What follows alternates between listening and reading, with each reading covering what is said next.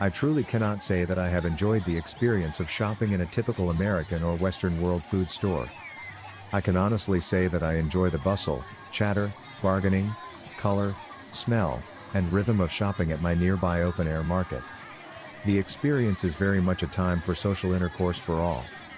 Tasting, sampling, joking, confessing, are all part of the experience despite the lack of a sanitized platform in which to delve into the blessings of Mother Nature. For example, my buddy Purity, an electronics vendor, saw the difficulty I had placing all of my purchased food in the round basin tied to the back of my bike, so she bought me a new blue basked and had her assistant install it on my bicycle. Don't you love it? In appreciation of preserving and promoting traditional foods and local ways of preparing them, Kenya has been listed in UNESCO's Register of Good Safeguarding Practices. The register only has 30 entries from across the world, with Kenya Africa's sole flag bearer. Nairobi provides lessons to the continent to preserve traditional food knowledge amidst an influx of foreign cuisines. Kenya's traditional food has been under threat since colonial days when local cuisines were looked down upon and were associated with poverty and backwardness.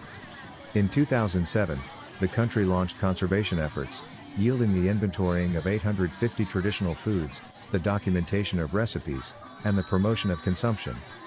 As Kenya's traditional foods return to vogue, Ethiopia and Burkina Faso have copied its preservation recipe.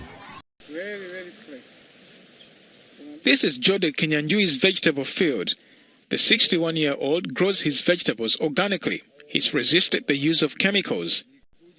It is thanks to his efforts and those of his colleagues that Kenya's 15-year-long campaign to promote traditional healthy foods, which almost vanished in colonial times, has been recognized by UNESCO. In the olden days, we never sprayed traditional vegetables with pesticides, as they would grow naturally without it. We'd only add a little fertilizer. We also depend on rainfall for water. That is the advantage of traditional vegetables. Again, during the colonial period, people were brainwashed into believing that what was theirs was not good. And so slowly by slowly, people forgot their own traditional vegetables. They moved into eating cabbages and the kale and the Swiss chard, and almost forgot their traditional vegetables. Over the years, two local groups, the African Leafy Vegetables Program and the Foodways Program, worked with UNESCO. The project involved popularizing neglected vegetables by publishing information about their nutrition value.